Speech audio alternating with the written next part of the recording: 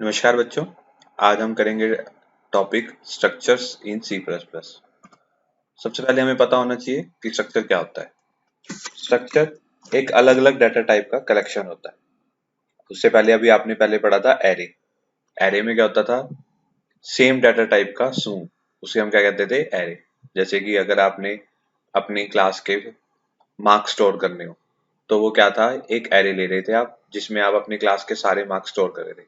वो मार्क्स आपके float type के थे, इंटीजर टाइप के नहीं थे, फ्लोट टाइप के थे। फ्लोट का मतलब डेसिमल वैल्यू। तो आपने एक फ्लोट एरे लिया हुआ था। लेकिन अगर अब आपने अपनी क्लास के नाम और मार्क्स दोनों स्टोर करने हैं, तो अब आप एक एरे में ये स्टोर नहीं कर सकते। या तो आपको दो अलग अलग एरे लेने पड़ेंगे, एक नाम के लिए और एक आपको मार्क्स के लिए। लेकिन अगर आप चाहते हो एक ही वेरिएबल से आपके मार्क्स और नाम दोनों स्टोर हो जाएं, तो उसके लिए आपको क्या यूज करना पड़ेगा?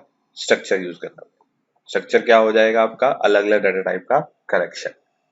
तो स्ट्रक्चर में सपोज आपने नाम और मार्क्स स्टोर करने हैं, तो एक आप डाटा मेंबर लोगे स्ट्रक्चर का एरे या स्ट्रिंग टाइप का, जिसमें आप अपना नाम स्टोर करोगे। दूसरा डाटा मेंबर लोगे आप फ्लोट टाइप का, जिसमें आप मार्क्स स्टोर करोगे। जब भी आपने स्ट्रक्चर डिक्लेयर करना हो तो उसके लिए आपको कीवर्ड स्ट्रक्ट यूज करना पड़ता है। जिस भी स्ट्रक्चर के नाम के आगे आप स्ट्रक्ट कीवर्ड लिखोगे, वो एक स्ट्रक्चर, उस नाम का एक स्ट्रक्चर बन जाएगा। तो स्ट्रक्चर अपने हर एक मेंबर को अलग अलग मेमोरी एलोकेट या प्रोवाइड करता है। कैसे हम एक स्ट्रक्चर को डिक्लेयर करते हैं? फॉर एग्जाम्पल, मुझे कोई भी स्ट्रक्चर बनाना है, उसका मेरा कुछ नाम रखना पड़ेगा, वो एक मीनिंगफुल नेम होना चाहिए। उसके नाम के आगे मैं स्ट्रक्ट कीवर्ड लिख दूंगा। तो मैंने यहाँ पे लिख दिया स्ट्रक्ट कीवर्ड, उस स्ट्रक्चर का नाम, कर्ली ब्रैकेट ओपन, उसके अंदर जितने भी डाटा मेंबर लेने हैं। मान लो मैंने नाम स्टोर करना है, तो मैंने एक एरे ले लिया, कैरेक्टर एरे। मार्क्स स्टोर करने हैं तो एक फ्लोट है एरे ले लिया या फ्लोट वेरिएबल ले लिया, जिसमें मैं मार्क्स स्टोर करूंगा। उसके बाद मुझे अगर आपका रोल नंबर स्टोर करना है, तो मैं एक इंटीजर टाइप का डाटा मेंबर लूंगा, जिसमें मैं आपका रोल नंबर स्टोर करूँ। फॉर एग्जाम्पल, ये एक स्ट्रक्चर है जिसका नाम स्टूडेंट है। इस स्टूडेंट स्ट्रक्चर में तीन अलग अलग डाटा मेंबर हैं, जिनकी तीनों की अलग अलग डाटा टाइप है। पहला डाटा मेंबर रोल नंबर है, जिसकी डाटा टाइप इंटीजर है। दूसरा डाटा मेंबर नाम है, जिसकी डाटा टाइप कैरेक्टर है। तीसरा डाटा मेंबर मार्क्स है, जिसकी डाटा टाइप फ्लोट है। तो एक स्ट्रक्चर बन गया जिसका नाम स्टूडेंट है, उसके तीन डाटा मेंबर। जब भी आपने स्ट्रक्चर यूज करना हो, तो आपको उससे पहले उसका वेरिएबल डिक्लेयर करना पड़ेगा। तो सबसे पहले आपने स्ट्रक्चर क्रिएट किया। स्ट्रक्चर क्रिएट आप मेन से पहले भी कर सकते हो। जब स्ट्रक्चर क्रिएट हो गया, उसके बाद स्ट्रक्चर वेरिएबल डिक्लेयर करने के दो टाइप है। पहला मेथड है, जब आप स्ट्रक्चर डिक्लेयर कर रहे हो उसके साथ ही स्ट्रक्चर के वेरिएबल का नाम लिख दो। फॉर एग्जांपल, आपने एक स्ट्रक्चर बनाया जिसका नाम एम्प्लॉय था, तीन डाटा मेंबर थे। ये स्ट्रक्चर की डिक्लेरेशन, उसके बाद उसका वेरिएबल का नाम। तो इन्फो एक वेरिएबल बन गया जो किस टाइप का है? स्ट्रक्ट एम्प्लॉय टाइप का है।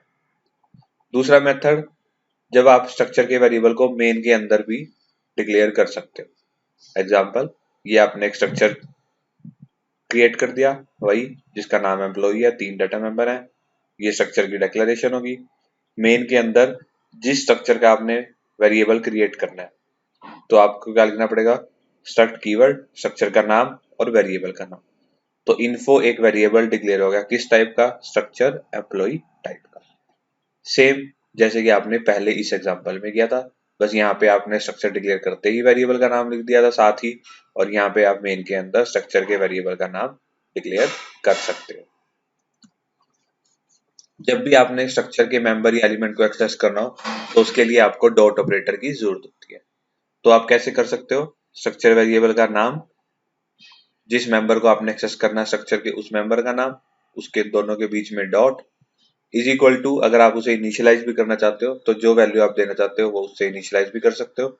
ये ऑप्शनल है, आपने वैल्यू साथ में देनी है या आप सी आउट सीन से भी वैल्यू दे सकते हो। फॉर एग्जाम्पल, यहाँ पे आपने इंफ्रास्ट्रक्चर का वेरिएबल यूज किया हुआ है जिसका डाटा मेंबर एम्प्लॉय आईडी है। तो info dot employ ID is equal to 10। तो एम्प्लॉय आईडी की वैल्यू क्या हो जाएगी? 10। किस वेरिएबल के लिए? इन्फो वेरिएबल के लिए। सो स्ट्रक्चर को इनिशियलाइज करने के लिए भी आप दो तरीके यूज कर सकते हो। वही पहले आपने स्ट्रक्चर डिक्लेयर किया, सेम स्ट्रक्चर स्टूडेंट, दो डाटा मेंबर है, रोल नंबर और मार्क्स। मेन के अंदर आए, उस स्ट्रक्चर का वेरिएबल डिक्लेयर किया, वेरिएबल का नाम क्या हो गया, st। तो st एक स्टूडेंट स्ट्रक्चर का वेरिएबल हो गया। उस वेरिएबल से आपने दोनों डाटा मेंबर एक्सेस करने हैं तो आपको डॉट ऑपरेटर यूज करना पड़ेगा। तो st dot roll is equal to आपने इनिशियलाइज कर दिया 34 से, st डॉट मार्क्स इनिशियलाइज कर दिया आपने 20.5 से। दूसरा मेथड क्या है कि आप जब वेरिएबल डिक्लेयर कर रहे हो वहीं पे आप उसे इनिशियलाइज कर सकते हो। स्ट्रक्ट स्टूडेंट वेरिएबल का नाम इज इक्वल टू 34 एंड 20.5। तो 34 वैल्यू किसको मिल जाएगी, स्टूडेंट वन st1 के रोल नंबर को, 20.5 किसको मिल जाएगी, st1 के मार्क्स को। तो ये दोनों सेम है जिसमें आप स्ट्रक्चर के वेरिएबल को इनिशियलाइज कर रहे हो। यहाँ पे आप अलग से कर रहे हो, यहाँ पे आप डिक्लेयर करते ही इनिशियलाइज कर रहे हो। ये एक छोटा सा प्रोग्राम जिसमें आपको स्ट्रक्चर समझाया हुआ है। यहाँ पे आपने स्ट्रक्चर डिक्लेयर किया, स्टूडेंट स्ट्रक्चर का नाम है, उसके दो डाटा मेंबर, एक इंटीजर टाइप का, एक फ्लोट टाइप का। Integer data type roll number नाम से है, फ्लोट डाटा टाइप का मार्क्स वेरिएबल है। मेन के अंदर आए, एक आपने स्ट्रक्चर का वेरिएबल डिक्लेयर किया जिसका नाम क्या था, st। अब आपने यूजर से पूछना है उसके रोल नंबर की वैल्यू, तो आपने लिखा enter roll number of student. तो रोल नंबर, अगर हम बिना स्ट्रक्चर के प्रोग्राम बनाते तो हम यहाँ लिखते सिर्फ वेरिएबल का नाम रोल, लेकिन अब हम क्या लिखेंगे, स्ट्रक्चर का वेरिएबल डॉट स्ट्रक्चर का डाटा नंबर। तो जो भी आप वैल्यू एंटर करोगे वो st डॉट रोल में स्टोर हो जाएगी, मतलब स्टूडेंट st के लिए रोल नंबर की वैल्यू, जो वैल्यू आप पास करोगे वो बन जाएगी। सिमिलरली आपने मार्क्स एंटर करवाए यूजर से, तो वो किस में जाएंगे, st डॉट मार्क्स।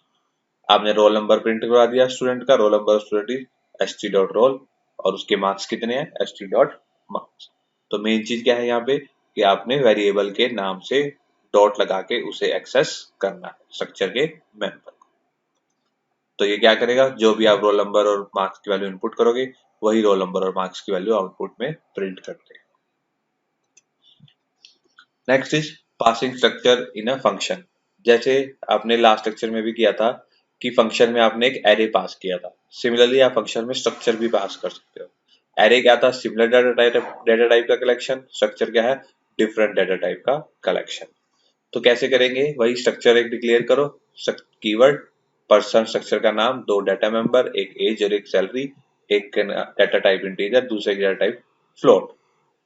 फंक्शन की प्रोटोटाइप लिखी, फंक्शन का नाम डिस्प्ले डाटा, फंक्शन की रिटर्न टाइप वॉइड, वेरिएबल क्या पास कर रहे हो अब आप आर्गुमेंट, स्ट्रक्चर आपने स्ट्रक्चर का नाम लिख दिया, तो इसका मतलब आप स्ट्रक्चर का वेरिएबल फंक्शन में पास करोगे। मेन में आए, स्ट्रक्चर का वेरिएबल यहाँ पे आपने डिक्लेयर किया, वेरिएबल का नाम क्या है, p, किस टाइप का, स्ट्रक्चर पर्सन टाइप का। उसके बाद आपने उसकी एज एंटर करवाई, फिर वही variable name dot data member, तो p डॉट एज में आपकी एज स्टोर होगी। सिमिलरली आपने सैलरी एंटर करवाई, p डॉट सैलरी में आपकी सैलरी एंटर होगी। तो पर्सन p की एज और सैलरी आपने एंटर करवा ली। उसके बाद पिछले प्रोग्राम में हम मेन में ही डिस्प्ले करवा रहे थे अपने इनपुट वेरिएबल्स को, अब हम फंक्शन के थ्रू डिस्प्ले करवाएंगे वेरिएबल्स को। तो आपने फंक्शन कौन सा कॉल करना है, डिस्प्ले डाटा, जिसमें आपने क्या पास करना है, स्ट्रक्चर का वेरिएबल p। तो आपने जब भी स्ट्रक्चर का वेरिएबल पास किया, फंक्शन की डेफिनेशन पे गए, वहां पे भी आपने एक पर्सन टाइप का वेरिएबल डिक्लेयर, तो आप इस वेरिएबल का नाम कुछ भी ले सकते थे, p, p1, p2, तो आपने p ही ले लिया। तो पर्सन p एक वेरिएबल डिक्लेयर कर देगा p, जो किस टाइप का होगा, स्ट्रक्चर पर्सन टाइप। तो जो वैल्यू आपने पास किया वो इसमें कॉपी हो जाएगी, एज की और सैलरी। उसके बाद आपने डिस्प्ले करवाना है, तो आपने क्या डिस्प्ले करवा दिया, एज की value p dot age, salary की वैल्यू p डॉट सैलरी। ये ध्यान रखना, ये p किसके कॉरेस्पॉन्डिंग है, इस वेरिएबल p के कॉरेस्पॉन्डिंग। ये p अलग है और ये वाला p अलग है। तो p dot age, p dot salary जो आपने फंक्शन में पास की थी वो यहाँ पे प्रिंट हो गई। फंक्शन कुछ भी रिटर्न नहीं कर रहा, तो उसकी रिटर्न टाइप क्या होगी, वॉइड। वापिस आए जहां से फंक्शन कॉल हुआ था, उसके बाद कोई स्टेटमेंट नहीं है, सिर्फ रिटर्न 0 है, तो आपका मेन प्रोग्राम खत्म। तो ऐसे आप एक स्ट्रक्चर फंक्शन के मेंबर में, फंक्शन के वेरिएबल या आर्गुमेंट में पास कर सकते हो। So this completes this lecture. अगर आपको कोई डाउट है तो आप मुझसे क्लास में पूछ सकते हैं।